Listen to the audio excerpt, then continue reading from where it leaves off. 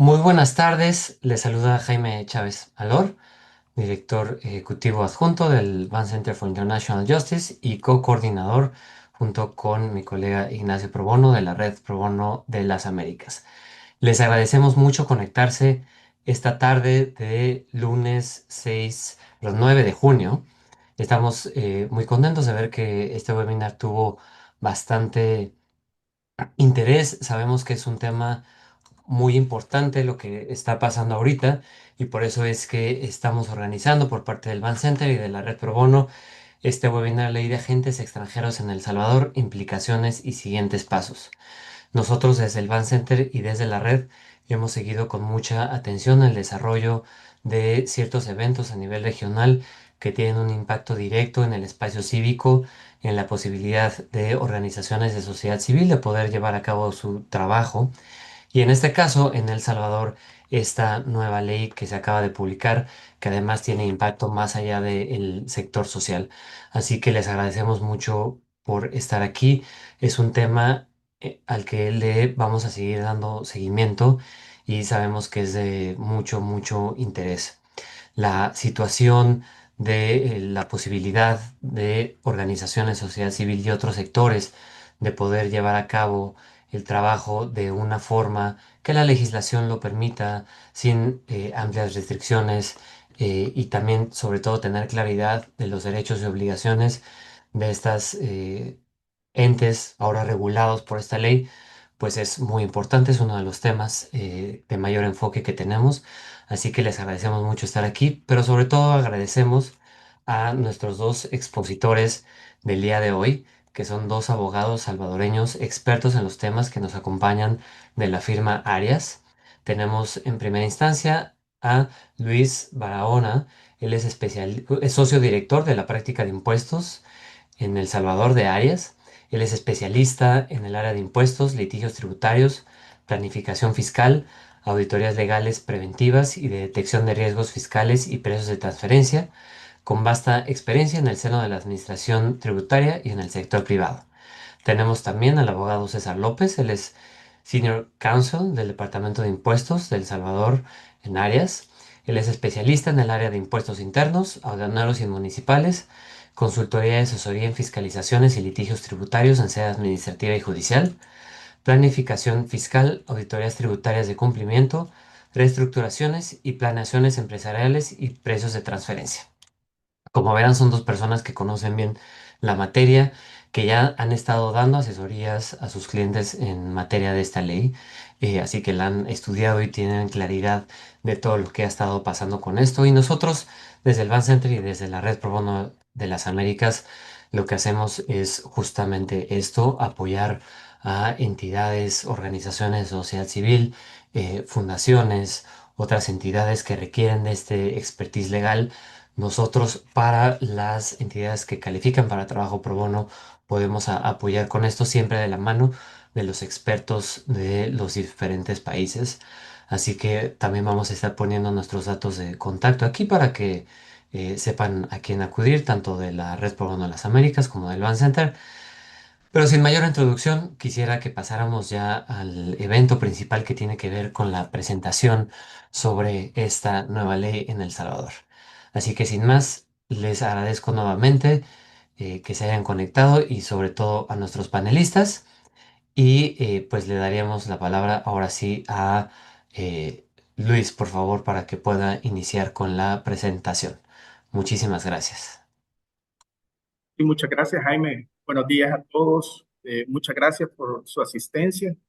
Para nosotros es un verdadero honor poderles orientar y asesorar en la aplicación de esta nueva ley que ha sido aprobada recientemente en El Salvador, ¿verdad? Que es la Ley de Agentes Extranjeros. Muchas gracias también al centro por la invitación que nos ha formalizado y también a la institución, a la organización de Pro Bono, ¿verdad? Para que nosotros podamos compartirles este mediodía, ¿verdad? En esta pequeña lluvia aquí en El Salvador, los principales tópicos de la Ley de Agentes Extranjeros y de su reglamento, ¿verdad? Una normativa que ha despertado un interés muy grande a nivel nacional, ¿verdad? Por las implicaciones que tiene y por el contexto sobre el cual se está desarrollando en nuestro país. Así que para nosotros es un verdadero honor poderles compartir en la dinámica que hemos organizado con el centro. Tenemos previsto también que ustedes puedan tener alguna participación en una sección de preguntas y respuestas al final de la exposición nuestra, ¿verdad? Trataremos de poderles orientar específicamente en el contexto de la ley y el reglamento de la ley también, de la ley general, ¿verdad? Que es algo que muchas de las organizaciones estaban todavía esperando, ¿verdad? Que hubiese un reglamento aprobado que permitiera contener disposiciones que aclararan un poco más el marco de aplicación de la ley, ¿verdad? Habían circunstancias en la ley que todavía quedaban eh, expuestas a una posible interpretación, ¿verdad? Que es algo que el reglamento en su mayor parte, de acuerdo a la revisión que hemos hecho nosotros, le está dando cobertura. Así que muchas gracias por su asistencia. Vamos a tratar de ser concisos y breves, ¿verdad? Para poder proyectar los aspectos que a ustedes más les interesan, ¿verdad? Y eso pueda darles mayores elementos de juicio para la toma de decisiones en cuanto a las obligaciones que esta ley nueva desarrolla, ¿verdad? Así que vamos a compartirles una presentación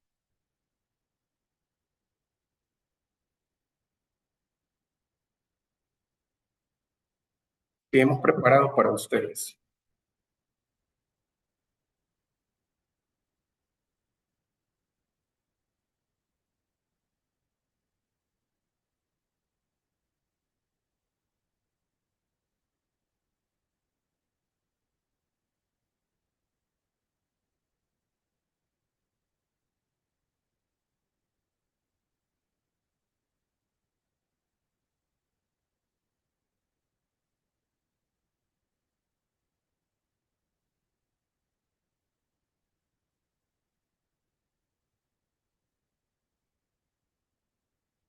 Bueno, sin ningún preámbulo, nosotros somos una firma legal eh, que prácticamente tenemos presencia en toda la región centroamericana, desde El Salvador hasta la República de Panamá.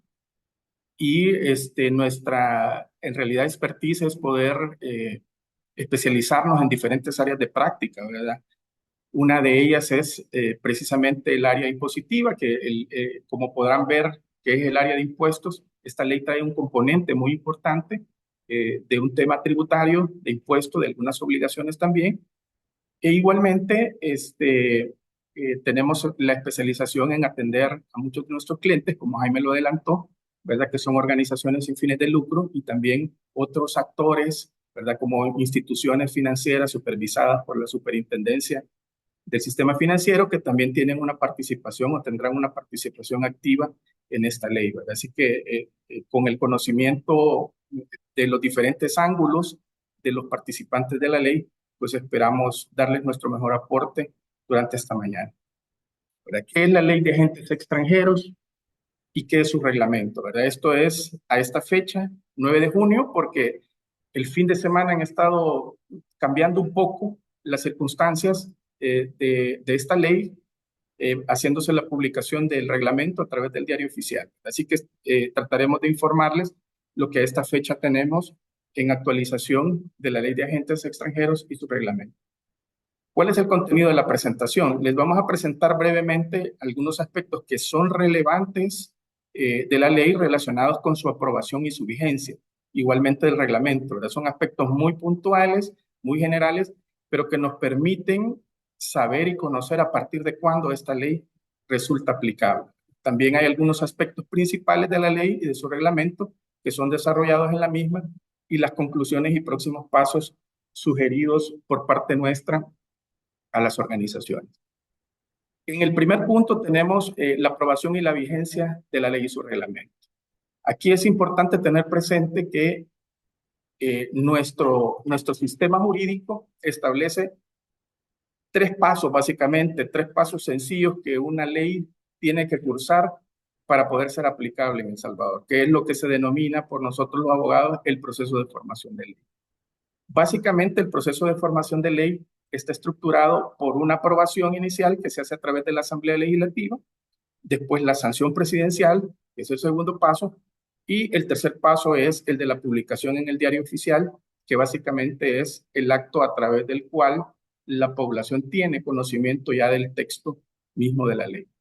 Pues en ese contexto podemos nosotros comentarles que la ley de agentes extranjeros fue aprobada el día 20 de mayo de 2025 por la Asamblea Legislativa, ¿verdad? La Asamblea Legislativa aprobó el decreto legislativo número 308 de fecha 20 de mayo de 2025. Hasta ese momento, cuando fue aprobado por la Asamblea Legislativa el 20 de mayo, estaban pendientes la sanción presidencial y su publicación en el diario oficial. El presidente efectuó la sanción del decreto legislativo y posteriormente este fue publicado, ¿verdad? Según el texto de la ley, ese cuerpo normativo, la ley de agentes extranjeros, que para efectos prácticos nosotros le vamos a llamar también en esta presentación la ex, entraría en vigencia 8 días después de su publicación en su diario oficial. El diario oficial en el que fue publicada la ley fue el 30 de mayo de 2025.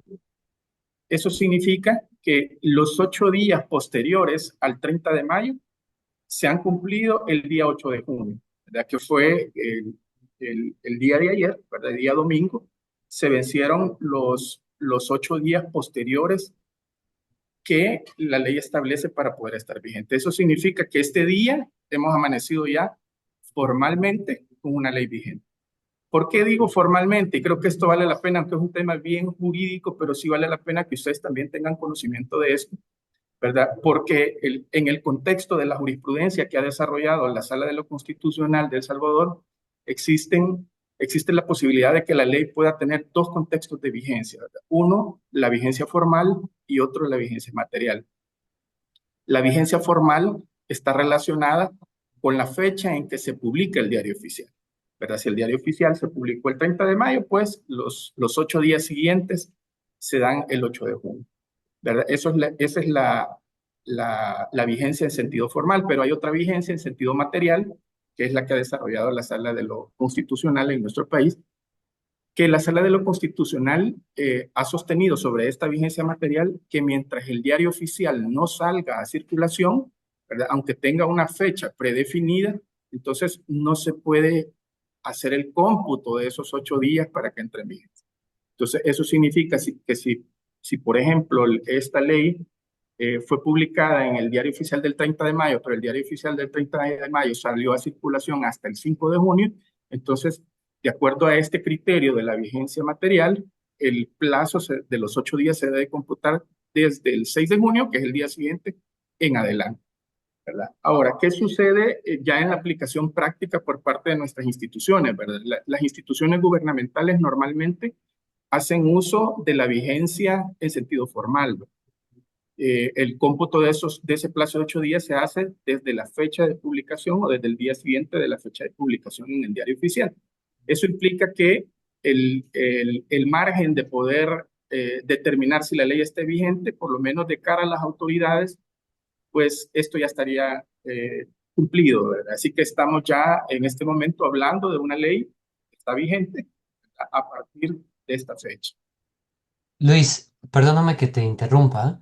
Sí, Nos están haciendo ver, y yo también lo veo, que la pantalla que estás presentando sigue en la primera diapositiva y no está pasando, creo que se me hace que a lo mejor tienes la presentación abierta también en otra pantalla, porque vemos nosotros el PowerPoint que se quedó en la primera diapositiva y no ha corrido.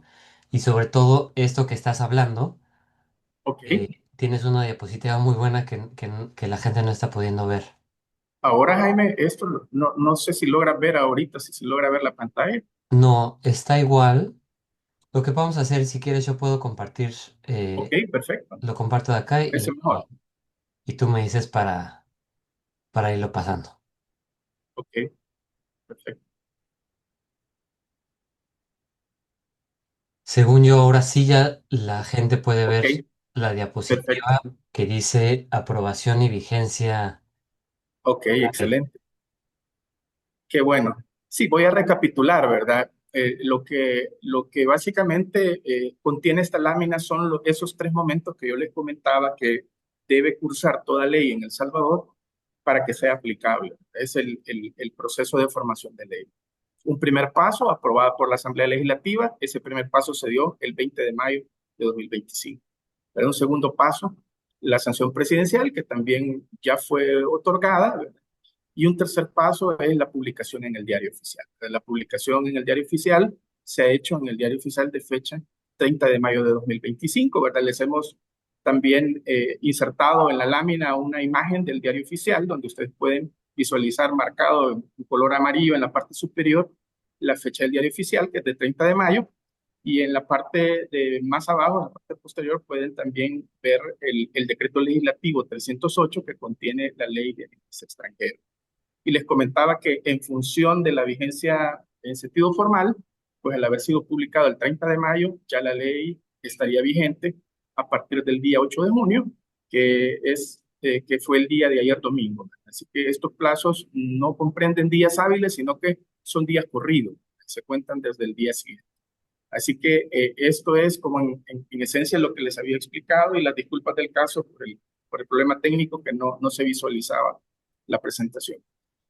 Ahora, también esta ley, en su texto dice que el presidente puede emitir cuantos reglamentos sean necesarios, ¿verdad? Por regla general, es un reglamento el que rige a cada ley, ¿verdad? O sea, no es que se puedan emitir cuantos sean necesarios, lo que sí se puede hacer es modificar un reglamento ya emitido, ¿verdad? Eso sí es viable, y sí efectivamente el presidente de la República tiene por mandato constitucional la facultad de emitir los reglamentos de aplicación de las leyes, ¿verdad?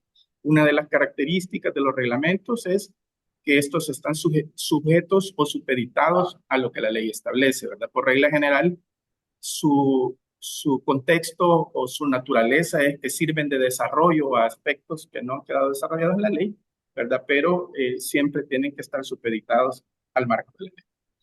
En la siguiente lámina podemos ver cuál ha sido ese proceso que también ha cursado la aprobación del reglamento, ¿verdad? Básicamente el reglamento fue emitido por el presidente de la República el día 2 de junio de este año a través del decreto ejecutivo número 12, ¿verdad? Y también les presentamos la imagen del diario oficial en el cual ha salido publicado el decreto ejecutivo que contiene el reglamento general de la ley de agentes extranjeros.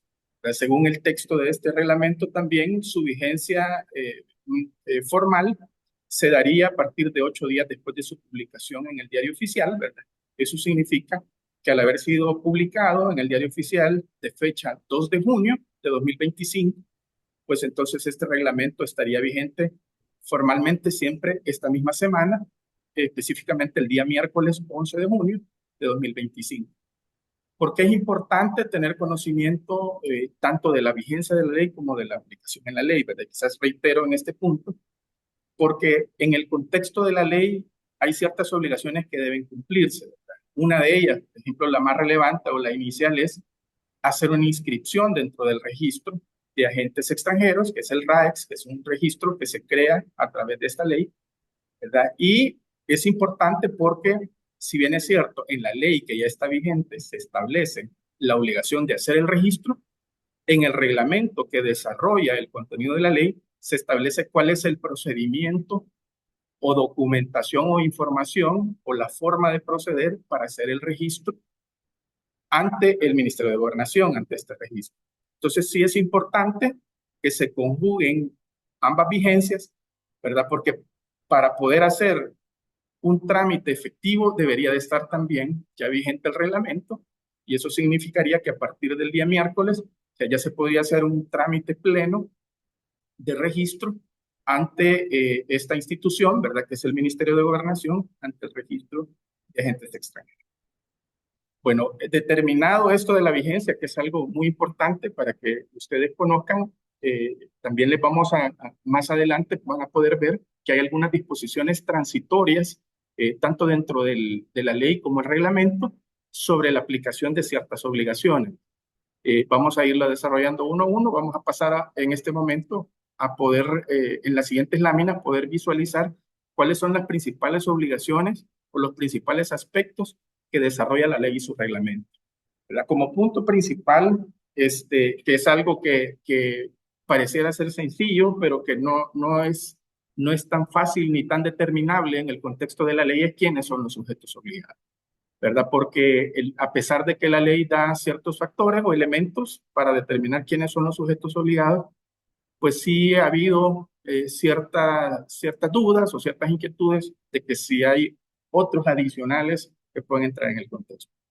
Para hacérselos muy claro y muy sencillo, básicamente los sujetos obligados son los que la ley denomina agentes extranjeros. ¿Y quiénes, de acuerdo a la ley, son agentes extranjeros? Es toda persona natural o jurídica que en un momento determinado cumple tres criterios objetivos, ¿verdad? Porque aquí vamos a hablar de que para que alguien sea catalogado como agente extranjero hay tres criterios objetivos ya determinados, predeterminados por el texto de la ley, pero también hay un criterio que puede ser ya más discrecional y más subjetivo, que ya es más de aplicación de la institución que lleva a cabo estos registros, ¿verdad? ¿Cuáles son esos criterios objetivos que la ley da que pueden determinar si una persona es agente extranjero o no, ¿verdad? Un primer objetivo es que sea financiada, ¿verdad? Por un mandante extranjero. Un segundo criterio objetivo es que sea controlada también por un mandante extranjero. Y un tercer elemento objetivo es que responda a intereses de este mandante extranjero. Esos son los tres criterios objetivos. Si se cumple alguno de ellos, cualquiera de ellos, ¿verdad? Básicamente se activa o se detona la obligación de inscribirse, ¿verdad? Y porque se configura dentro del sujeto la calidad de agente extranjero. Pero hay otro componente también, como yo les mencionaba, que no es objetivo, sino que es subjetivo y discrecional, ¿verdad? Y eso es que también el registro de agentes extranjeros, ¿verdad? Puede determinar a quienes tienen en un momento dado la calidad de agentes extranjeros.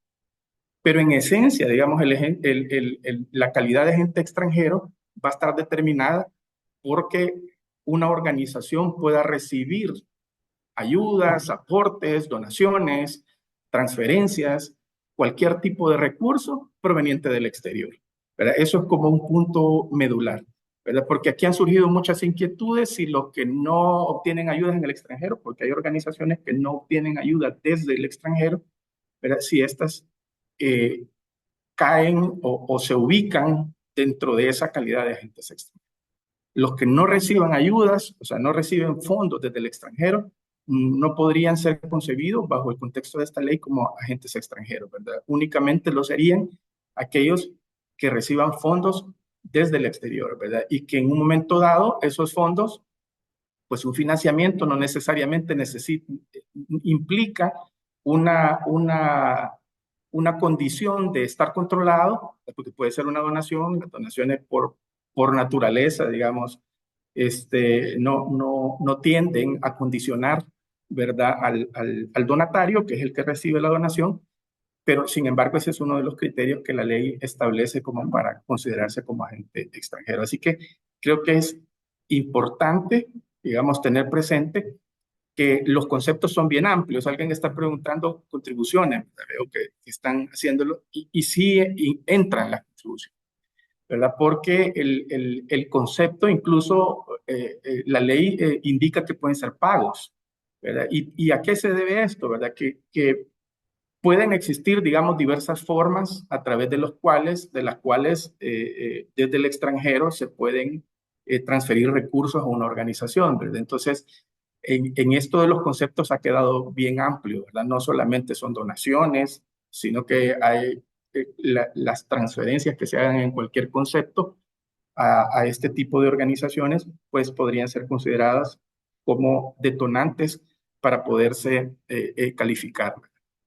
Creo que también, y más adelante lo vamos a abordar, porque dentro de las preguntas que ustedes inicialmente hicieron, que son muchas y les agradecemos pues esa participación activa que han tenido desde el inicio en la inscripción, por ejemplo, algunos nos consultaban, que es una pregunta bastante recurrente, que si hay consultores extranjeros que reciben pagos desde el exterior, ya sea por servicios que no tienen ninguna vinculación con las organizaciones sin fines de lucro o con estas organizaciones, y estas personas califican de agentes extranjeros, ¿verdad? Nosotros, en un análisis preliminar que hemos hecho, consideramos que estas personas no calificarían como agentes extranjeros, sino que son las organizaciones en sí mismas las que en un momento dado pueden calificar, ¿no? Ahora, en la siguiente lámina también presentamos otros sujetos que tienen intervención activa dentro de este contexto que regula esta ley, que son básicamente los mandantes extranjeros. El mandante extranjero se considera un tercero vinculado al agente extranjero, ¿verdad? Básicamente, el mandante extranjero es el que facilita o proporciona los fondos, ¿verdad? Desde el exterior a un sujeto que realiza operaciones dentro del Salvador, dentro del territorio nacional. Entonces, tenemos básicamente los dos actores principales de esta ley son el agente extranjero, que es el que recibe los fondos, y el mandante extranjero, que es quien le envía los fondos desde el exterior al agente extranjero, ¿verdad? Aquí creo que es importante, digamos, como aclarar o destacar que no necesariamente tiene que ser, por ejemplo, una sucursal de una organización sin fines de lucro, ¿verdad? La que recibe esos fondos, ¿verdad? Sino que puede ser independientemente un tercero, ¿verdad? El que está recibiendo estos fondos, y también igual el mandante extranjero se considera vinculado por el hecho de financiar, ¿verdad? O aportar recursos al agente extranjero, ¿verdad? Estos son como los principales actores, aunque hay otros también participantes dentro de la ley, sobre los cuales se debe tener claridad, ¿verdad? Porque la ley parte de ese contexto, ¿verdad? Que hay una organización en El Salvador que recibe fondos desde el extranjero de un sujeto en particular que es denominado mandante extranjero. Así que vamos a partir de esas aclaraciones, y después incluso vamos a ir evacuando sus inquietudes, ¿verdad? En la sección de preguntas y respuestas en relación a estos dos aspectos. Ahora vamos a pasar ya a otros aspectos relevantes, como son, por ejemplo, el acto del registro, ¿verdad? El acto del registro o la inscripción en el RAEX, que está en la siguiente lámina, es sumamente importante, ¿verdad? Para los agentes, ¿verdad? Porque una pregunta recurrente es, ¿me debo inscribir o no me debo inscribir, ¿verdad? Si las condiciones que ya vimos de ser un agente y tener un mandante se cumplen, entonces la recomendación nuestra es sí se deben inscribir. ¿Por qué se deben inscribir, verdad? Porque en primer lugar es una obligación de la ley, y en segundo lugar porque si no se inscriben, la ley también establece ciertas penalidades, establece ciertas restricciones o limitaciones, ¿verdad? Que no pueden realizar actividades, que no pueden mover recursos financieros, que no pueden tampoco movilizar bienes en especie. Y entonces, a partir de eso es que es muy relevante el proceso del registro, ¿verdad? En este nuevo registro que se crea a través de esta ley, ¿verdad? Que se denomina registro de agentes extranjeros, ¿verdad? Y que se ha dado en abreviar RAEX, ¿verdad? Este registro va a estar a cargo del Ministerio de Gobernación. El ministro de Gobernación es básicamente el facultado por la ley para nombrar al director general, ¿verdad? De este registro, quien fungiría por un periodo de 3 años al mando de este registro, que es un periodo que puede ser prorrogable, ¿verdad? A través de un nuevo nombramiento, ¿verdad? Así que la dependencia técnica y de subordinación del director va a estar bajo la cabeza del ministro de Gobernación, ¿verdad? En el proceso de registro, que lo vamos a ahondar un poquito más adelante, ¿verdad? Hay una circunstancia bien particular que estamos destacando en esta lámina, es que dentro de los documentos que deben presentarse en el acto de registro, que son instrumentos, documentos que va a proveer el RAEX, está una declaración jurada, que puede ser presentada física o electrónicamente, pero que debe ser presentada en duplicado, ¿verdad? Y ese duplicado se refiere a que uno de ellos va a ser presentado, el original, al Ministerio de Gobernación y otro a la Fiscalía General de la República, ¿verdad? Eso es como para que tengan una dimensión del control que esta ley trata de ejercer sobre los agentes extranjeros, ¿verdad? En principio, el registro, digamos, tiene como regla general que es de carácter público, ¿verdad? Puede accederse a la información a través de solicitudes por escrito, ¿verdad? Pero también dejan la posibilidad excepcional, ¿verdad? De que no necesariamente puede, en un momento dado, el registro tendría la obligación de proporcionar la información requerida cuando ésta tenga algún carácter de reservada, confidencial o de acceso restringido, ¿verdad? Pero en principio, la connotación es que el registro es público, ¿verdad? Con ciertas limitaciones, ¿verdad? De acuerdo a la naturaleza de la información y a lo que otras leyes pudieran también establecer en cuanto a la protección de los datos o la información de los que estén registrados, ¿verdad? Ahora, este registro, quizás en la lámina siguiente también podemos visualizar algunos aspectos particulares del registro, como es un elemento importante, el plazo para inscribirse, ¿verdad? El plazo para inscribirse es un máximo de 90 días. Eso significa que a partir de la vigencia de la ley, que sería este día 9 de junio, las organizaciones, ¿verdad? Que resulten catalogadas o que califiquen en los conceptos de agentes extranjeros, ¿verdad? Tendrán la obligación de inscribirse en el RAEX, ¿verdad? Que es el registro de agentes extranjeros. Si no se inscriben, digamos, o sea, si no se lleva a cabo la inscripción de manera voluntaria, ¿verdad? También el Ministerio de Gobernación tiene la facultad de poder hacer una inscripción de oficio, ¿verdad? Eso significa que ellos pueden, de iniciativa propia, hacer una inscripción de oficio a los que no se hayan inscrito de manera voluntaria. Si transcurren esos 90 días y no se ha realizado el registro, pues hay consecuencias muy relevantes que creo que vale la pena tenerlas presentes, como es que existen inhibiciones para poder realizar actividades, ¿verdad? Tampoco se pueden hacer movimientos de recursos financieros ni de activos, ¿verdad? Mientras no se lleve a cabo este proceso de registro, ¿verdad? En principio, la ley y el reglamento, más bien la ley, proyectaba o perfilaba, todo indicaba que los obligados a inscribirse eran los agentes extranjeros, ¿verdad? Que eran básicamente, de acuerdo a la definición que ya vimos, quienes reciben los recursos en El Salvador. Sin embargo, ya en las disposiciones reglamentarias, este tema, digamos, se deja, digamos, un poco más translúcido y también los mandantes extranjeros, que son los que envían los fondos, ¿verdad? Ya vimos al inicio quiénes son los agentes y quiénes son los mandantes, también tienen una obligación de registrarse, ¿verdad? En la siguiente lámina creo que está ya más detallado cómo los mandantes extranjeros pueden llevar a cabo este registro, porque en el caso de los agentes extranjeros ya vimos que puede ser de forma directa o espontánea yendo al registro, ¿verdad? O también el registro los puede inscribir de oficio. Eso es en el caso de los agentes. En el caso de los mandantes, de manera particular, también hay dos modalidades o dos formas en las cuales ellos pueden tener o llevar a cabo este registro, ¿verdad? Porque estamos hablando normalmente de organizaciones que no tienen una presencia física, material o de ejecución en la mayor parte de ocasiones dentro de El Salvador, ¿verdad? Entonces,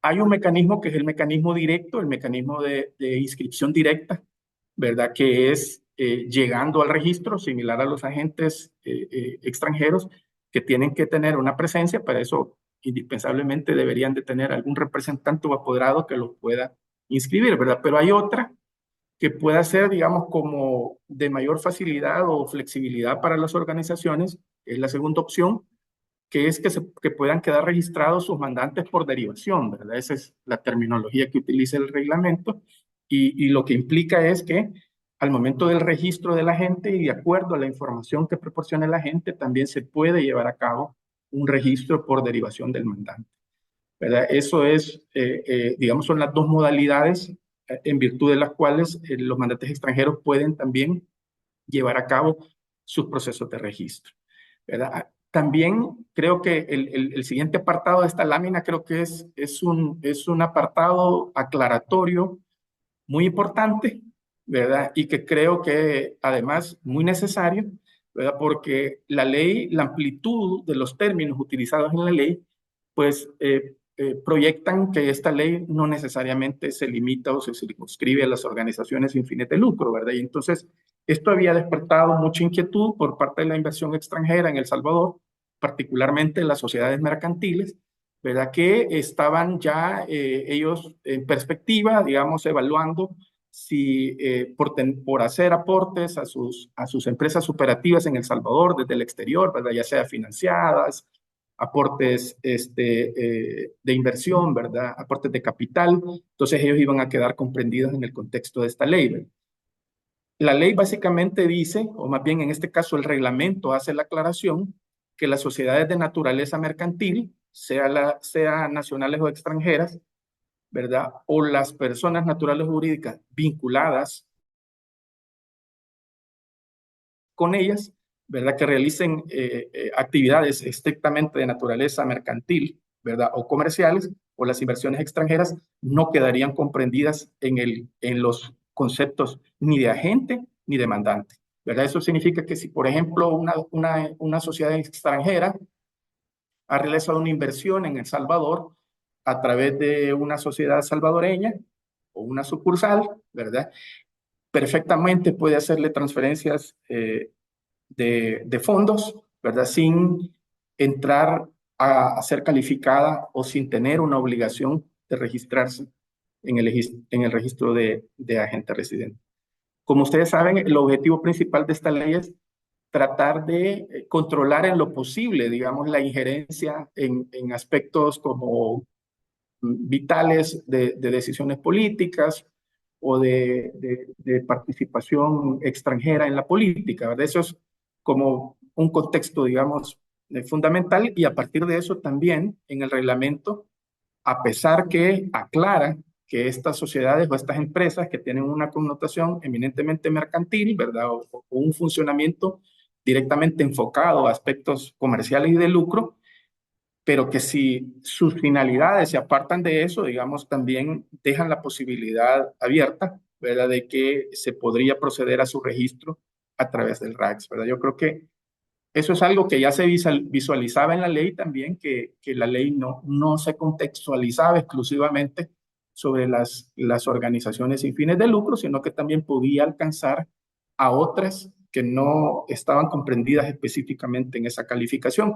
Y si bien esta disposición que está en el artículo 8 del reglamento hace esa aclaración, ¿verdad? Siempre deja abierta esa posibilidad que si una sociedad de carácter mercantil tiene incidencia en un momento dado en alguna que sea de carácter de inversión extranjera y procura tener incidencia en algunos aspectos de la vida nacional, específicamente aspectos relacionados con la política, podría tener, digamos, como consecuencia que sea inscrito como un agente extranjero, ¿verdad? Esto trae otras derivaciones adicionales si se inscribe como agente extranjero, porque va a tener que pagar un impuesto que posiblemente ya paga y que no tiene en realidad un sustento desde el punto de vista técnico, tributario, ¿verdad? No tiene esos, o sea, no está apoyado en los principios que normalmente inspiran a la tributación, ¿verdad? Que son, por ejemplo, el principio de capacidad económica, de no confiscación.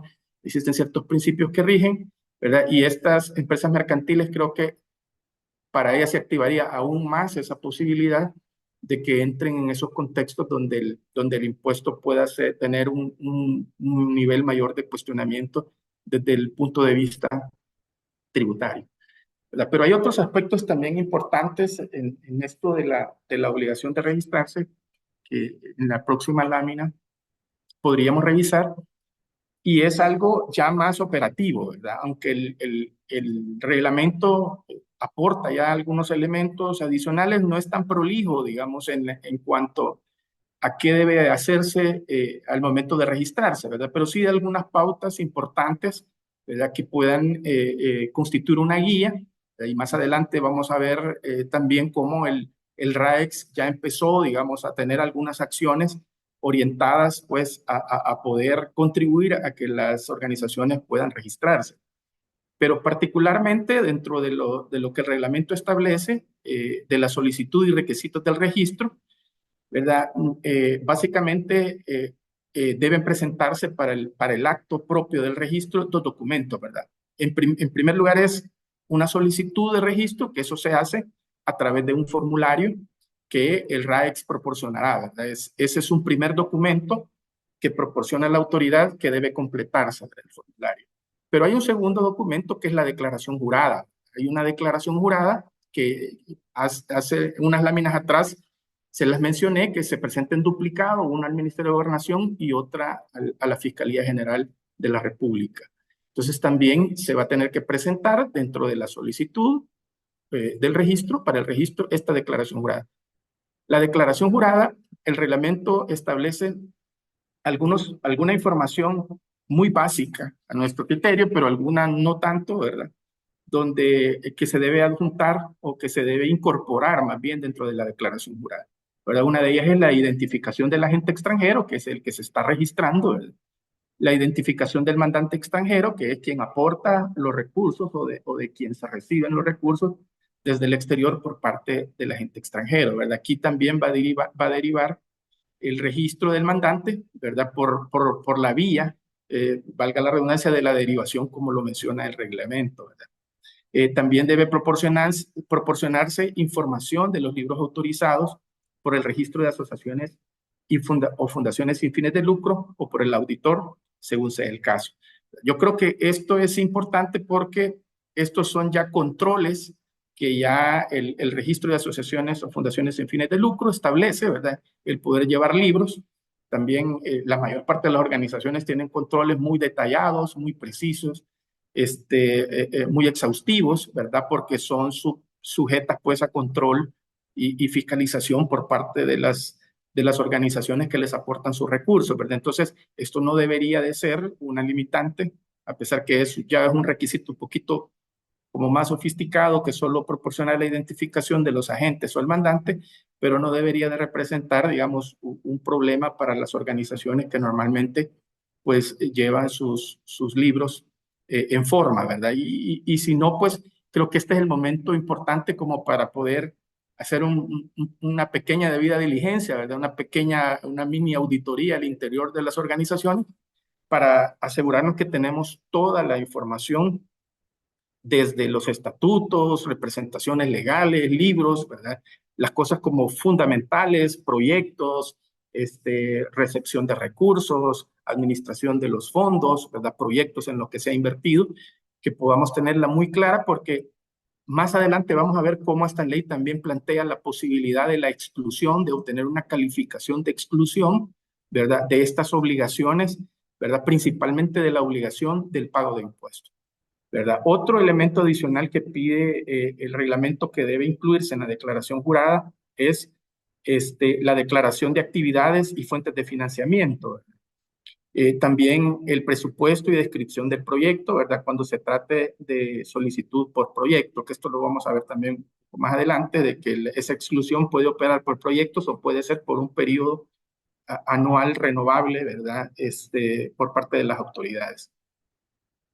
La siguiente lámina podemos ver ya algunos pasos que está dando la autoridad, porque ese creo yo era la principal incertidumbre, ¿verdad? Bueno, nosotros nos estamos preparando o por lo menos conocemos anticipadamente algunos aspectos de la ley, pero no sabemos qué están haciendo las autoridades, ¿verdad?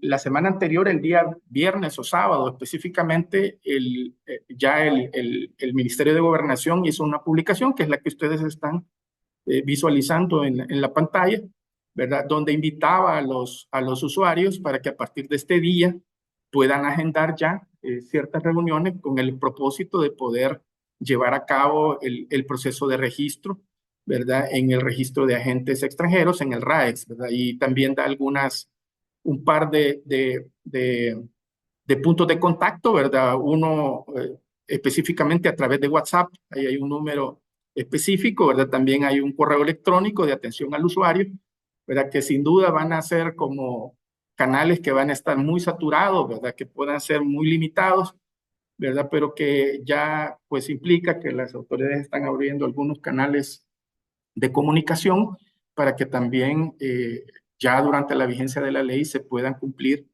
con estas obligaciones, ¿verdad? Esto hasta este momento, digamos, hasta esta lámina podemos ver lo que corresponde a la obligación de registrarse, ¿verdad? En la siguiente lámina vamos a ver ya otras obligaciones particulares, ¿verdad? Esta es básicamente similar a la que se mencionó anteriormente. Aquí básicamente solo, quizás para concluirlo, es el procedimiento. Aquí lo que da es un breve procedimiento, el reglamento, de cuál va a ser el marco de actuación del RAEX. En primer lugar, su rol va a ser proporcionar los formularios, ¿verdad? Y el formulario de inscripción y posteriormente, pues, recibir tanto el formulario como la declaración jurada, digamos. Eso es lo que básicamente está señalando esta lámina. Pueden ser tres decisiones las que adopte el registro, ¿verdad? Uno puede ser orientado a aprobar la inscripción, otro a denegar la inscripción y un tercero puede ser orientado a hacer una prevención.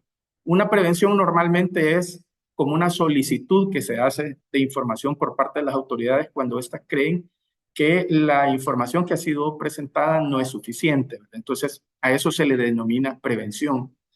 De acuerdo al reglamento, cualquiera de esas tres actuaciones, ya sea la aprobación, la denegación del registro o la prevención, la va a realizar el RAEX dentro de un periodo de 20 días hábiles. Ese periodo de 20 días hábiles, que va a ser un periodo de espera, básicamente por parte de las organizaciones, también está de la mano en esas mismas disposiciones reglamentarias con una calificación de exclusión provisional que puede otorgar también el registro, que va a tener un periodo de duración justamente de 20 días hábiles, que es precisamente este periodo de tiempo que pueda demorar el acto del registro, ¿verdad? Esto entendemos nosotros que se hace con el propósito de que las organizaciones durante ese lapso que el trámite se está llevando a cabo, no vayan a quedar descubiertas, digamos, con una calificación por si en un momento dado necesitan hacer uso o una remisión o recepción de recursos. En caso de que, sea, de que la decisión que tome el registro es hacer una prevención, o sea, que pida más información, el periodo para poder evacuar o responder a esa prevención va a ser de 10 días hábiles, ¿verdad? Aquí es bien importante, por eso es bien importante no salir corriendo después después de este webinar a inscribirse, ¿verdad? Sino que tenemos que asegurarnos, como les decía, hacer una pequeña debida diligencia, tal vez no de meses, pero sí de 2, 3 días, asegurarnos que tenemos todo completo para evitar que nuestros procesos se diluyan más en el tiempo, o sea, se demoren más, porque si el registro nos hace una prevención, nos va a dar 10 días hábiles, que es un periodo de tiempo que no es tan extenso, sino que es un periodo relativamente corto, ¿verdad? Y eso va a implicar que si nosotros no satisfacemos a cabalidad la prevención, la autoridad tiene la potestad de poder archivar el trámite, ¿verdad? Y no llevar a cabo la inscripción. Entonces, por eso sí es importante que nosotros también nos ocupemos en lo nuestro y que también estemos de acuerdo, no estemos de acuerdo con la ley, pues tratemos de organizarnos de la mejor manera para poder encontrar dos pasos que son fundamentales para nosotros. Uno, el registro, y ese es fundamental porque todos los agentes extranjeros se tienen que registrar. Y dos, la calificación de exclusión, ¿verdad? Eso es algo vital porque la calificación de exclusión va a evitar que los fondos de las organizaciones se vean perjudicados o disminuidos en un 30%, ¿verdad? A raíz de la aplicación de este impuesto. Entonces, eso es como en esencia, si la prevención se cumple en tiempo y se entregan la documentación e información a satisfacción del Ministerio de Gobernación, pues entonces el siguiente paso será que el RAEX emitirá la correspondiente constancia de registro, ¿verdad? Para la organización. ¿Verdad? También creo que esto es importante porque, como les mencionaba, hay otros actores dentro del contexto de esta ley, como son, por ejemplo, las instituciones del sistema financiero. Las instituciones del sistema financiero donde ustedes manejan sus recursos, si ustedes no le presentan la calificación de exclusión, les van a aplicar la retención sobre todas las transferencias que vengan del exterior. Entonces, por eso estos documentos son fundamentales y esenciales, ¿verdad? Para que la afectación sea la más controlada, la menor posible para las organizaciones. ¿Verdad? Podemos pasar, por favor, a la siguiente lámina. En esta lámina sí ya abandonamos un poco el tema del registro como los aspectos principales y nos pasamos ya al pago de los impuestos. Aquí el pago del impuesto creo que sí es muy relevante, digamos, tener presente de que si bien es cierto, en principio los elementos que detonan o activan que alguien sea considerado un agente extranjero es que reciba transferencias del exterior.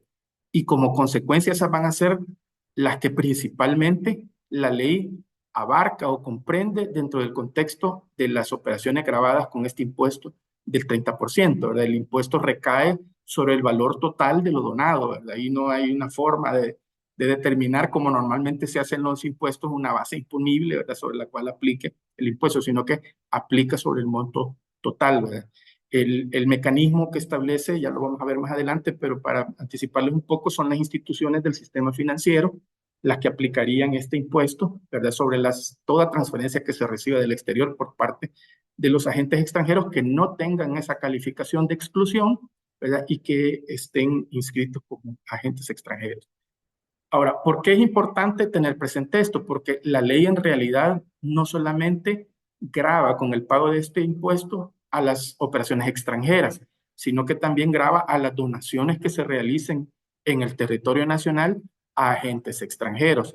Entonces, a partir de esto, todavía cobra mayor relevancia la posibilidad de obtener esa calificación de exclusión de la aplicación de estas disposiciones tributarias, ¿verdad? Porque igualmente las donaciones que reciban de recursos localmente los agentes extranjeros dentro del territorio están sujetas a la aplicación de este 30%. Ahora, en este caso, como no hay una intervención específica según lo que la ley presupuesta de una institución autorizada por el sistema financiero, un banco particularmente. Entonces aquí la obligación, la ley la hace recaer sobre el agente extranjero.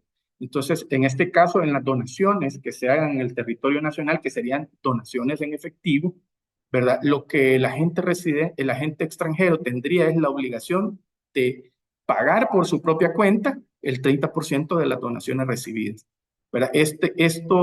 Esta como ejecución, digamos, ya en práctica del pago de estos impuestos se va a hacer similar a cómo se pagan los impuestos mensuales, ¿verdad? Que actualmente se hace al Ministerio de Hacienda, ¿verdad? Ya el Ministerio de Hacienda, de acuerdo a unas reuniones previas que nosotros hemos sostenido con ellos, han acordado modificar inicialmente el formulario F14, se llama, que es un formulario a través del cual las empresas normalmente, y creo que también algunas organizaciones las utilizan, envían los pagos de las retenciones a sus trabajadores, por ejemplo, o que hacen a prestadores de servicios, o que también retenciones que hacen a sujetos extranjeros no domiciliados.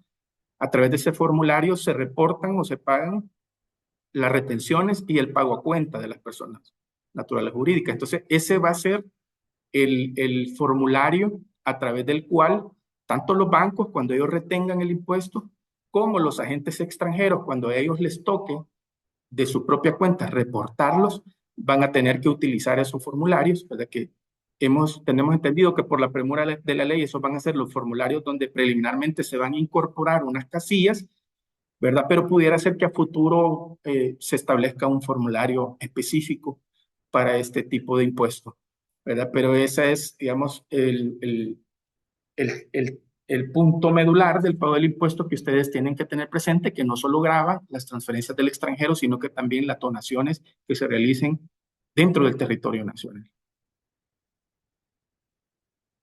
Podemos pasar a la siguiente, sí. Te agradeceré mucho, Jaime, y si lo pasamos. Ahora, aquí viene un elemento importante en cuanto al momento en que se va a iniciar la aplicación de este tributo, ¿verdad? De este impuesto del 30%, porque originalmente la ley no establece a partir de cuándo, y eso implicaría que desde el momento en que la ley estuviera vigente, que sería ahora, ya las transferencias del exterior estarían sujetas a este impuesto. Sin embargo, en el, en el, en la, creo que esta era la lámina anterior. Jaime, disculpa.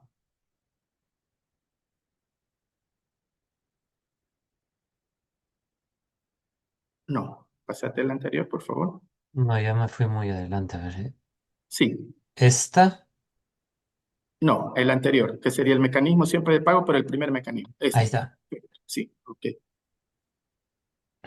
Vale, lo que básicamente se establece en esta lámina es el mecanismo que ya se los anticipamos de pago del impuesto, ¿verdad? Uno va a ser a través de las instituciones del sistema financiero, pero también hay otra forma que la ley prevé que se puede captar este impuesto, ¿verdad? Que es a través de receptores o canalizadores de fondos, ¿verdad? Eso implica que algunas veces las organizaciones no reciben en forma directa en la ejecución de ciertos proyectos los fondos del extranjero, sino que los recibe un tercero, ¿verdad? A través del cual se canalizan y este tercero después es el que distribuye los fondos. Entonces, la ley también prevé la posibilidad de que estos terceros puedan en un momento dado actuar como agentes de retención, ¿verdad? Y poder enterarle al fisco el impuesto del 30%.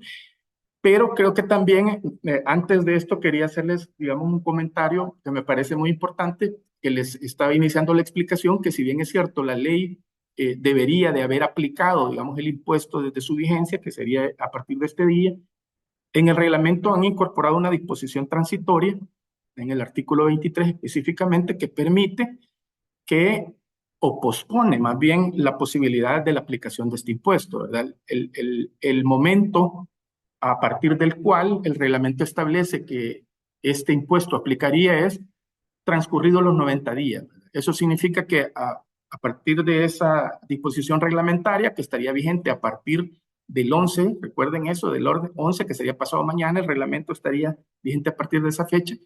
A partir de esa fecha, esta disposición entraría en vigencia y eso implicaría que en ese lapso de 90 días, digamos, se da una ventana en alguna medida de facilitación para que algunas organizaciones que tenían algunos fondos ahí todavía pendientes de movilizar, ¿verdad? Pero los necesitaban, los puedan movilizar sin que sufran, digamos, esta consecuencia de que el impuesto les recaiga sobre esas transacciones. Entonces sí hay una posibilidad de que algunos proyectos que pudieran haberse quedado detenidos, esperando cuándo entraba en vigencia la ley, cómo se iba a aplicar, puedan ser movilizados sin que este impuesto aplique, ¿verdad? Pero sí es importante que esto pueda suceder ya cuando el reglamento esté vigente, porque el reglamento es precisamente el que habilita a que el impuesto se aplique con posterioridad a que los 90 días, que es el plazo del registro, se hayan concluido, ¿verdad? Y la disposición precisamente hace alusión a que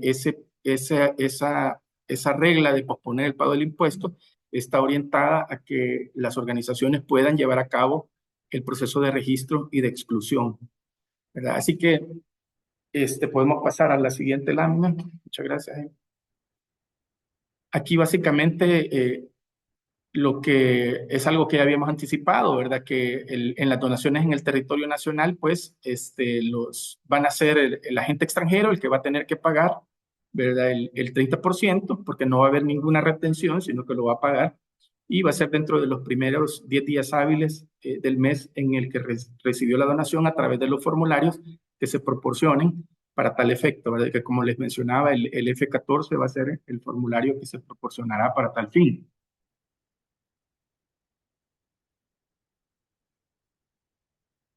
Ahora, ya hemos venido mencionando de que si bien es cierto, hay un impuesto en las láminas anteriores que aplica, ¿verdad? Para los agentes extranjeros, pero también existe la posibilidad de utilizar el recurso de la calificación de exclusión, ¿verdad?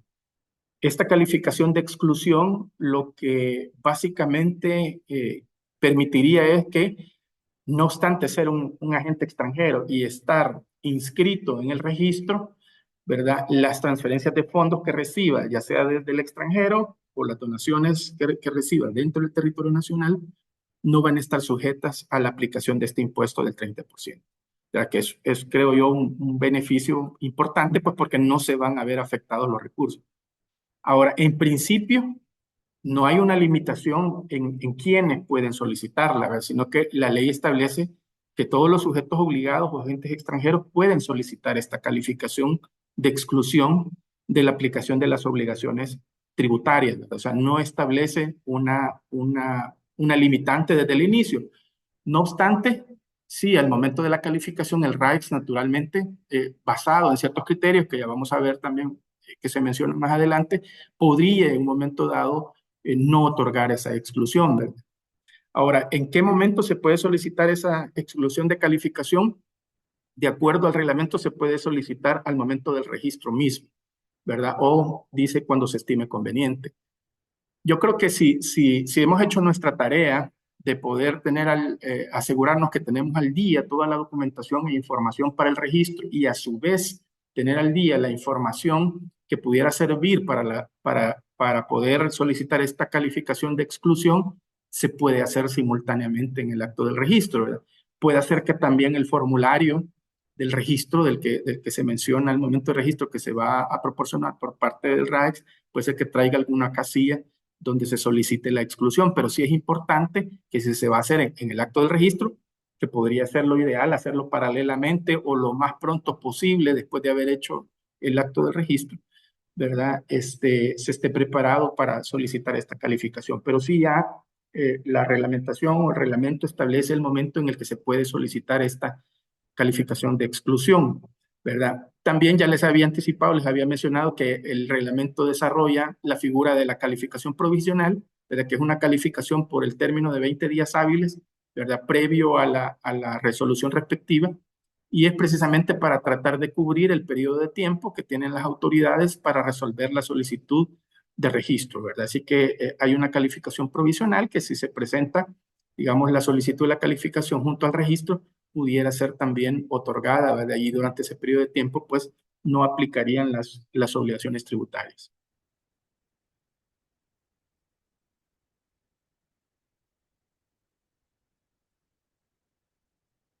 De acuerdo a la ley, el periodo de duración de exclusión de calificación puede tener dos periodos temporales, digamos, el más conveniente, si lo queremos ver así, o el más amplio es el de un año, más permanente, si lo queremos ver, porque puede ser renovado automáticamente por periodos iguales, ¿verdad? Si se mantienen las condiciones que llevaron a su otorgamiento.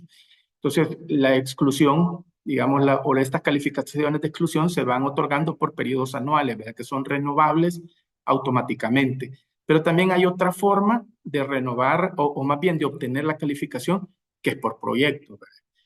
Por proyectos, la desventaja es que hay que irlo calificando uno a uno, pero también si el proyecto tiene una duración de 2 años, posiblemente se obtenga una calificación de mayor tiempo, ¿verdad? Pero sí existe esa posibilidad que se pida una exclusión por proyecto o también que se pida una exclusión anual renovable, ¿verdad? Esta calificación puede ser revocada o no renovada, ¿verdad? Por el registro. Ellos tienen siempre la potestad, de acuerdo a la ley, de poder revocar o no renovar por algún incumplimiento. Ya vamos a ver más adelante algunas obligaciones específicas que establece y algunas prohibiciones que establece esta ley. Podemos continuar. Gracias. Vamos a tratar de dinamizar un poco más. Ya estamos un poco más de la mitad, pero sin el ánimo de hacerlo muy engorroso, vamos a tratar de hacerlo un poquito más rápido, ¿verdad? Hay aspectos que considerar, ¿verdad? Que son los criterios. Algunos nos preguntaban eso en las inquietudes que planteaban. O sea, ¿qué criterios va a adoptar la autoridad para determinar si me excluye o no me excluye, ¿verdad? Ya lo define tanto la ley como el reglamento. Es la naturaleza del proyecto, el ente o mandante que genera los recursos, la entidad destinataria de los fondos, que sería el agente extranjero, y los destinatarios finales, la obra, bien o servicio que se ejecutará o adquirirá con los recursos que se perciban y establecer que los recursos no serán utilizados para incurrir en alguna de las prohibiciones establecidas en la ley.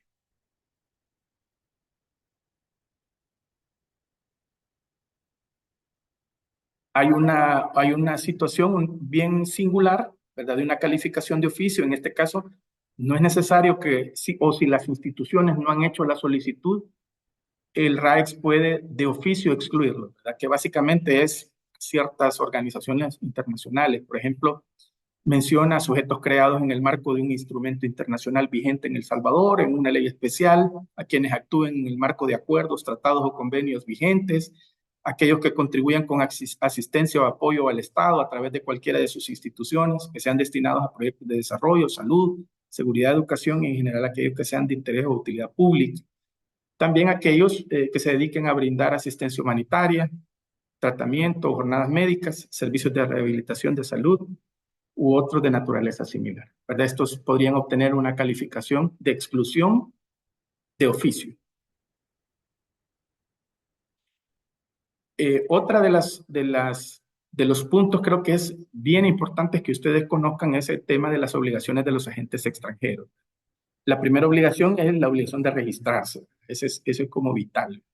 La segunda obligación es la de canalizar, ¿verdad? A través de sus recursos, a través de autoridades autorizadas, ¿verdad? Alguien nos preguntaba que si se podía hacer sobre canales que no fuesen instituciones financieras o incluso en efectivo, nos decía, ¿verdad? Yo creo que hay que valorar que hay otras leyes también que los movimientos de efectivo, como la ley de lavado de dinero, ¿verdad? Los controlan, entonces lo mejor es hacer la utilización a través de las instituciones que estén legalmente autorizadas. Otra de las obligaciones es cumplir con la ley contra el lavado de dinero, ¿verdad? Llevar libros de contabilidad y conservar los registros de sus actividades según lo establezca el RACS y cumplir las disposiciones establecidas en el registro de agentes extranjeros. A continuación vamos a ver las prohibiciones, que también son importantes, ¿verdad? Hay ciertas prohibiciones. ¿Y por qué son importantes tanto las obligaciones como las prohibiciones? Porque hay sanciones elevadas si uno incumple esas obligaciones o se incurre en alguna de estas prohibiciones. Actuar como agente extranjero es una prohibición y realizar actividades sin estar registrado en el RAEX.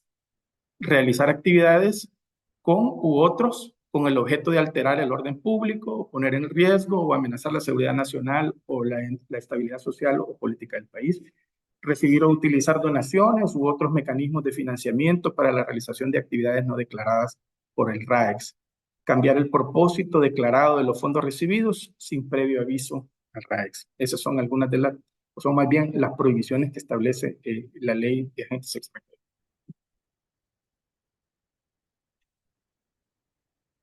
También recibir fondos o donaciones o bienes materiales de cualquier tipo procedentes de fuentes o personas anónimas es una prohibición. O transmitir o hacer que se transmita en el país material informativo para un interés del mandante extranjero sin colocar la etiqueta que indique que se transmiten en nombre o financiado por un mandante extranjero, ¿verdad? Ocultar que sus actividades son realizadas, dirigidas o financiadas en nombre de un mandante extranjero, ¿verdad? No informar la utilización de personas naturales o jurídicas o entidades o mecanismos que intervengan en la recepción, canalización o transferencia del exterior. Pues así como hay obligaciones y prohibiciones, también la ley contempla algunas sanciones, ¿verdad? Las primeras que son de carácter tributario, esas aplican principalmente a las instituciones del sistema financiero, como son las obligaciones, son las obligadas a retener el impuesto si retienen, si no retienen, o si, más bien si retienen y no enteran, pues hay una multa del 100%. Si no retienen, hay una multa del 75% para ellos del monto que debieron haber retenido, ¿verdad? Si enteran extemporáneamente también esas retenciones, hay una multa del 50% y si enteran una cantidad inferior a la retenida del 30%. Creo que aquí un punto que no mencioné, pero creo que es relevante es que finalmente los agentes extranjeros que sí queden obligados al pago del impuesto, va a ser bien importante que puedan solicitar a las instituciones financieras sus constancias de retención, ¿verdad? Que es un mecanismo que ya se utiliza a nivel tributario, ¿verdad? Pero que esa constancia de retención va a acreditar que ustedes realizaron el pago del impuesto a través de estas instituciones. También hay multas no tributarias que estas sí aplicarían a los agentes extranjeros que puedan incumplir las obligaciones establecidas en la ley, que fueron las que revisamos hace un momento, y que tienen un rango de imposición de multas que van desde $100,000 a $150,000. Y si se incurre en las prohibiciones establecidas en la ley, también hay multas que van desde $150,000 a $250,000. Podemos continuar. La siguiente lámina.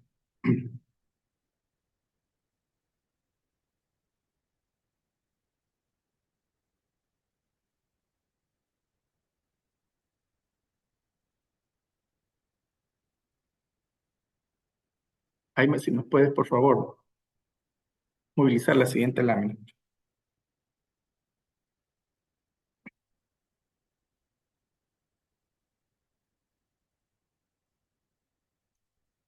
Bueno, ya cerrando la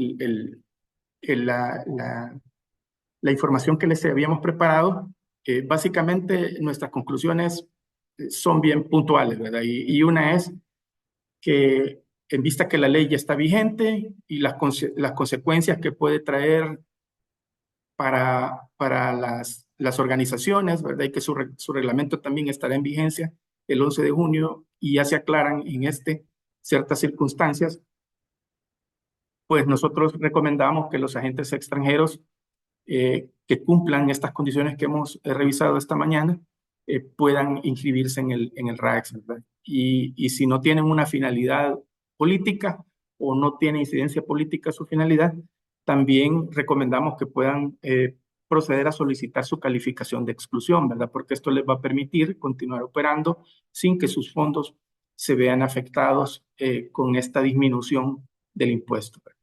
Así que también, como ya les hemos reiterado en esta mañana, hay pasos importantes que deben dar, ¿verdad? Deben asegurarse que la información y la documentación que pueda requerir el RAEX esté en orden, ¿verdad? O sea, no se precipiten, es cierto, hay un periodo de tiempo, pero no hay que precipitarse, hay que ordenar bien, organizarse bien y hay que asegurarse que lo que se va a presentar es lo que corresponde y que lo tenemos en orden. Hay que revisar las finalidades de la organización y los proyectos realizados y por realizar, ¿verdad? Que estos no puedan tener, digamos, alguna finalidad que la ley pretende evitar, ¿verdad? También hay que preparar la información de los mandantes extranjeros, fondos que se han recibido, que se recibirán y el destino que se les dará, ¿verdad? Preparar la documentación e información que se utilizará en el RAEX para su presentación, tanto para el registro como para realizar la solicitud de calificación de exclusión, efectuar la cita ante el RAEX ya cuando estemos preparados, ¿verdad? Para el procedimiento de registro e inscripción. Proceder a solicitar la solicitud de calificación de exclusión ante el RAEX de las obligaciones tributarias dentro del plazo de 90 días, ¿verdad? Que es el periodo de tiempo en el cual no va a aplicar el impuesto, ¿verdad? Para que una vez entre en aplicación, usted ya tenga su exclusión, puedan presentársela a los bancos, ¿verdad? Y no le sean aplicadas las retenciones y presentar, pues, dentro del plazo de 90 días ante las instituciones financieras, una vez obtenida esta constancia, tanto el registro como la calificación, ¿verdad? Para que los fondos no se vean afectados. Esos son esencialmente lo que queríamos compartir esta mañana con ustedes de los aspectos principales de la ley, ¿verdad? Que ya había un reglamento, ya estaba vigente la ley y pues quedamos a su disposición, es decir, si lo considera pertinente, Jaime, para poder abrir un pequeño espacio de preguntas y respuestas. Gracias, muchísimas gracias, Luis. Esto ha sido muy, muy interesante. Me parece que quedan claras algunos de los extremos de estas leyes, bueno, de la ley y del reglamento. Me parece que esto que mencionas es muy bueno de hay que revisar las cosas bien, no precipitarse para ahorita con las prisas empezar a tomar acciones que a lo mejor no son necesarias, entonces hacerlo con calma. Hemos tenido muchas preguntas y ya estamos sobre el tiempo. Sobre el tiempo. Les agradecemos mucho su interés. A lo mejor bueno, César nos ha estado ayudando ya a contestar algunas, Qué así que bueno, sí. muchas gracias por eso, César, que ya la gente ha estado poniendo en la herramienta de preguntas y respuestas. Pero a lo mejor sí le puedo dar unos minutos a César. Tú que has estado viendo y siguiendo las preguntas, hay también varias que están muy repetidas.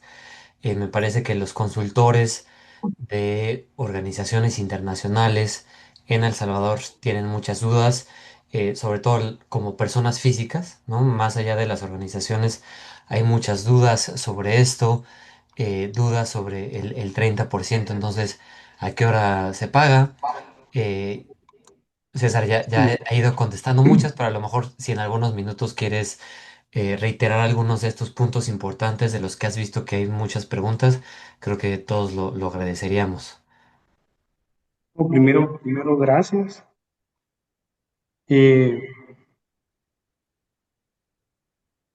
Gracias por la participación masiva. Han sido 119 preguntas. hemos podido contestar 51, la verdad que ha sido de manera muy puntual, pero también pues quedan abiertos los canales de comunicación a través de nuestros correos electrónicos para poder pues hacer pues consultas muy particulares, ¿no? A los correos de Luis y de mi persona. De Luis es luis.barahona@ariaslo.com y el mío lo he apuntado en el chat, pero es cesar.lopez@ariaslo.com, ¿verdad? De las preguntas que han sido bastante repetidas es el tema de las remesas. Las remesas pues no entran dentro del alcance de la ley, ¿verdad? Entonces, algunas las he atendido, las otras pues con una respuesta pues bastante puntual. Otro punto también es el tema del pago del impuesto, ¿no? Como les comentaba Luis, hay una suspensión de la aplicación del pago del impuesto para las transferencias que pueden recibir los agentes, que es de 90 días, ¿verdad? Entendemos que va de la mano con el periodo de tiempo para el cual pues se está realizando todo el proceso de registro, ¿verdad? En el RAE de los agentes extranjeros, ¿verdad? Ya de ahí otro punto que es bastante consultado es el de los colaboradores, empleados de ONGs extranjeras, ¿verdad? Al final, pues, ese tipo de vínculos no entran dentro de los supuestos normativos, ¿no? Al igual que las actividades, me salta otra pregunta frecuente, las actividades de sociedades mercantiles, ¿no? Las actividades económicas de inversión, pues, están excluidas expresamente y ahí salto para otra exclusión, como es aquellas actividades que puedan realizar organismos internacionales bajo la suscripción de convenios y tratados internacionales. Esto, pues, la ley los excluye y habilita también la facultad al RAEX para excluirlo de oficio, ¿no? Y ya de ahí han habido una serie de consultas muy particulares, ¿verdad? Como les comentaba Luis, creemos que cada situación debe analizarse de manera específica porque la información pues, que se presenta al RAE, si bien es cierto, existen parámetros a partir de los cuales pues, nos dan una idea de lo que se debe de presentar, no es algo pues, que resulte generalizado para todos, ¿no? Ya que la calificación se puede hacer en función de la gente o en función del proyecto que la gente puede realizar en el país, ¿no? Entonces, a partir de ahí, pues la información que deba presentarse, pues varía dependiendo de esa situación, ¿verdad? Y bueno, de nueva cuenta, pues reiterar nuestra completa disposición para poderlos asistir en su caso particular y bueno, agradecidos con Jaime la oportunidad de poder llegar hasta ustedes, ¿verdad? Muchísimas gracias, César. Puntos importantes para reiterar, como ya mencionaste, hay un montón de preguntas. Estamos poniendo aquí nuevamente los datos de contacto, los correos. Lo que vamos a hacer como siguientes pasos, primero la grabación de este webinar va a estar disponible por si quieren volver a ver alguno de los puntos. En el correo de seguimiento por Zoom vamos a también generar algún enlace para poder compartir la información que se les presentó. Vemos que hay interés de gente que está pidiendo la ley, el texto publicado, así como el reglamento. También les vamos a pedir su colaboración a Luis y a César para que podamos en la página de la red o del Ban Center podamos generar un enlace y también compartírselos para que los puedan consultar, que entiendo que esa es información pública. Y también vamos a hacer un documento de seguimiento con toda esta información importante. Sabemos que hay algunas preguntas muy específicas que se quedan en el tintero, pero vamos a hacer este documento para que ustedes lo puedan consultar y esperamos poder tener todas las respuestas a las preguntas que ustedes tienen. Sabemos que seguirá habiendo a lo mejor ya nuevas preguntas conforme vayan absorbiendo y reflexionando la información que nos han presentado Luis y César. Así que vamos a dar seguimiento. Nuevamente les dejamos ahí nuestros datos de contacto. Muchas gracias por conectarse. Vamos a seguir trabajando en este tema que sabemos que es de mucho interés para El Salvador, para organizaciones que están haciendo trabajo en El Salvador. Y sin más, pues simplemente volverles a agradecer, no nada más a Luis y a César por toda su generosidad compartiéndonos todo este conocimiento y experiencia que ya tienen con esto, sino también a todas y todos ustedes por conectarse. Estamos listos para seguir trabajando en esto y les agradecemos muchísimo nuevamente. Seguiremos en contacto. Que tengan muy buenas tardes y estaremos en comunicación. Gracias.